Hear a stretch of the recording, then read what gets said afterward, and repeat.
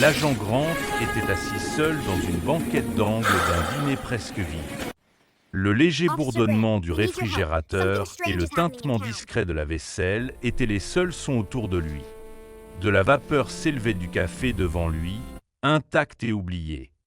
Son uniforme était froissé, poussiéreux aux poignets, bien loin de l'allure impeccable dont il était habituellement si fier. De profonds cernes creusaient ses yeux, et ses épaules affaissées lui donnaient l'air plus vieux que son âge. Depuis 48 heures interminables, son fils de 8 ans, Ethan, avait disparu.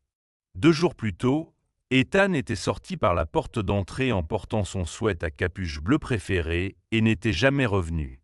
Depuis, le temps avait perdu toute signification. Chaque minute semblait durer 1 heure.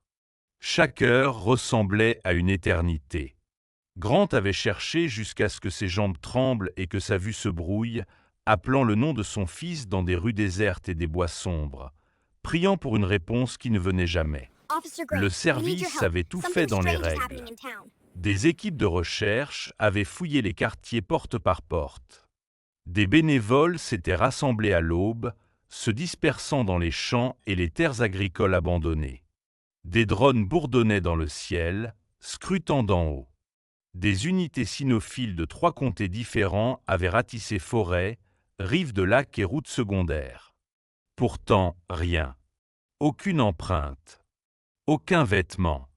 Aucun signe qu'Ethan n'ait jamais été là. Quand la 2e nuit passa sans réponse, Grant sentit quelque chose en lui commencer à se fissurer. L'espoir ne disparaît pas d'un coup. Il s'échappe lentement, grain par grain, comme du sable entre des doigts crispés. Il fixait son café, les mains légèrement tremblantes posées sur la table. Chaque léger tapotement de ses doigts sur le bois était une supplique silencieuse. « S'il te plaît, laisse-moi retrouver mon fils. » La clochette au-dessus de la porte du dîner tinta doucement. Au début, Grant réagit à peine. Il supposa que c'était un autre client, un autre inconnu vivant une matinée normale, quelque chose qui lui semblait douloureusement éloigné de son propre monde brisé. Puis une petite voix perça le silence. « Monsieur ?» Grant leva la tête. Près de sa table se tenait une jeune fille d'environ 10 ans. Elle était frêle, vêtue d'une veste simple et de baskets usées. À côté d'elle se tenait un grand berger allemand, calme mais vigilant, les yeux ambrés fixés fermement sur Grant. Le chien ne bougeait pas, n'aboyait pas, il observait simplement, comme s'il lisait quelque chose que personne d'autre ne pouvait voir. La fillette te inspira profondément. Agent, mon chien peut retrouver votre fils. Un instant, Grant crut que l'épuisement avait fini par lui jouer des tours. Il cligna lentement des yeux, essayant de comprendre ses paroles. « Je suis désolé, » dit-il doucement, la voix rauque. « Que as-tu dit » La fillette s'approcha, resserrant sa main autour du collier du chien. Sa voix tremblait, mais pas sa conviction. « Il peut le retrouver. Il lui faut juste quelque chose qui appartient à votre fils. » La poitrina de Grant s'acerra dolorosament. Il secoua la tête. « Ma chérie, des chiens policiers entraînés ont déjà fouillé partout. Ce n'est pas si simple. »« Je sais, » répondit-elle. « Mais ce ne sont pas Max. » À l'évocation de son nom, le berger allemand se pencha légèrement en avant, les oreilles dressées, le museau levé comme s'il testait l'air. L'intensité de son regard donna un frisson à Grant. Lentement, presque sans s'en rendre compte, Grant plongea la main dans sa poche. Ses doigts se refermèrent sur le tissu doux qu'il n'avait pas lâché depuis le début des recherches. Il sortit le sweat à capuche bleue d'Ethan. Le changement chez le chien fut immédiat. Le museau de Max vreemd vivement. Ses oreilles se dressèrent. Tout son corps passa de l'immobilité détendue à une concentration absolue. Il se pencha, renifla profondément, puis émit un grondement bas et urgent. Il a la piste, murmura la fillette. Les gens dans le dîner se retournèrent. Une fourchette tomba dans une assiette. Quelqu'un haleta doucement. Grant sentit quelque chose s'embraser en lui, fragile, terrifiant et puissant. « Tu es sûr ?» demanda-t-il. Max aboya une fois et tira vers la porte. Grant se leva. « Conduis-moi à lui, » dit-il. Dès que la porte s'ouvrit, Max bondit en avant, le museau collé au sol, tirant si fort que la fillette dut trotter pour suivre.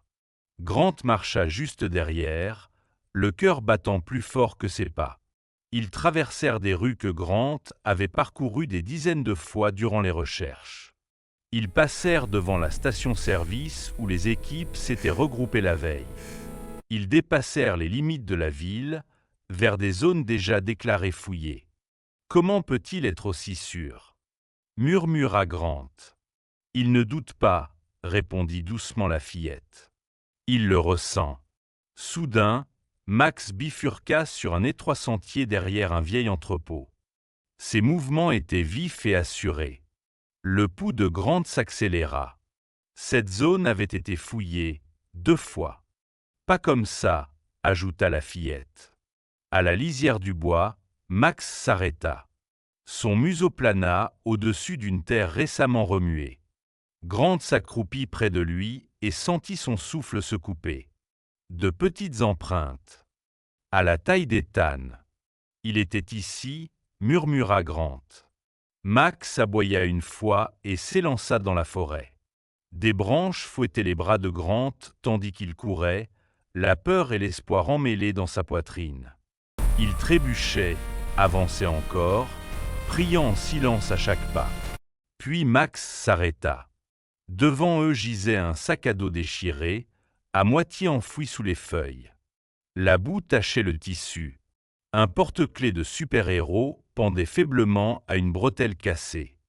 Grant tomba à genoux. Avant que le désespoir ne l'engloutisse, un son se fraya un chemin à travers les arbres. Un faible gémissement. « C'est lui », souffla Grant. Max repartit en trombe, courant vers une cabane recouverte de lianes, cachée au plus profond des bois. Son aboiement résonna, sec et autoritaire. Grant ouvrit la porte à la volée. À l'intérieur se trouvait Ethan, ligoté, tremblant, en pleurs, mais vivant. « Papa !» Grant le libéra et le serra contre lui, des larmes coulant sur son visage. « Je suis là. Je te tiens. » Derrière eux, Max grogna. Un homme sortit de l'ombre. Avant qu'il ne puisse bouger, Max bondit, le plaquant au sol avec une précision terrifiante. Grant menotta l'homme, les mains tremblantes. Plus tard, tandis que les sirènes illuminaient la forêt et que les ambulanciers examinaient Ethan, Grant serrait son fils contre lui et murmurait des remerciements qu'il ne savait comment exprimer à voix haute. Quand il se tourna vers la fillette, sa voix se brisa. « Comment l'as-tu entraînée ?» Elle s'agenouilla près de Max. « Après avoir perdu mon frère, Max a appris à suivre la peur et la douleur. Il m'a sauvé une fois. Aujourd'hui, il a sauvé votre fils. » Quelques jours plus tard, la ville se rassembla tandis que Max recevait une médaille de bravoure. Les applaudissements remplirent la salle pendant que la fillette le serrait fort dans ses bras. Ethan se blottit contre son père et murmura « J'ai prié pour que quelqu'un me trouve. » Et Max l'a fait.